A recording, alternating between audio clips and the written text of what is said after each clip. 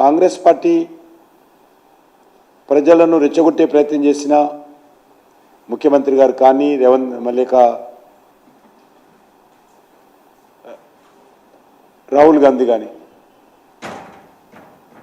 ప్రజలు ఏమాత్రం కాంగ్రెస్ పార్టీని ఎన్నికల్లో పట్టించుకోలేదు.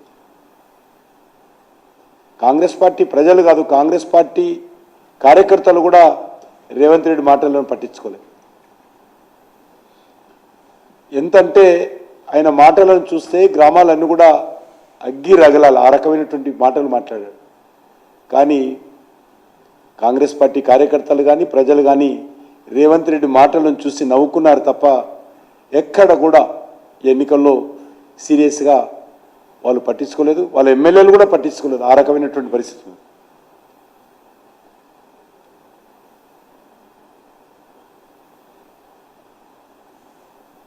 పట్టణ ప్రాంతాల్లో పోలింగ్ పర్సెంటేజ్ తగ్గినప్పటికీ కూడా భారతీయ జనతా పార్టీకి సానుకూలమైనటువంటి స్పందన పోలింగ్ జరిగిందనేటువంటిది నా భావన.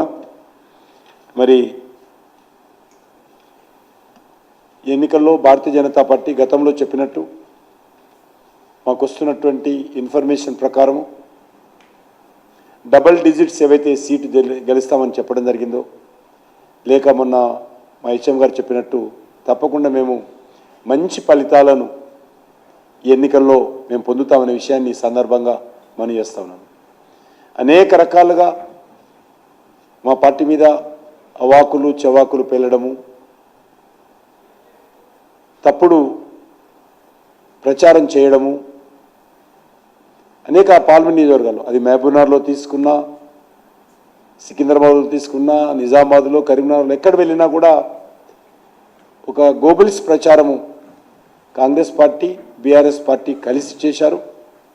కానీ ఆ రెండు పార్టీల కార్యకర్తలను కూడా ఆ పార్టీ నాయకత్వాన్ని కాదని చెప్పి ఈరోజు భారతీయ జనతా పార్టీకి ఆదరించినటువంటి పరిస్థితి అన్ని ప్రాంతాల్లో కనిపిస్తూ ఉంది.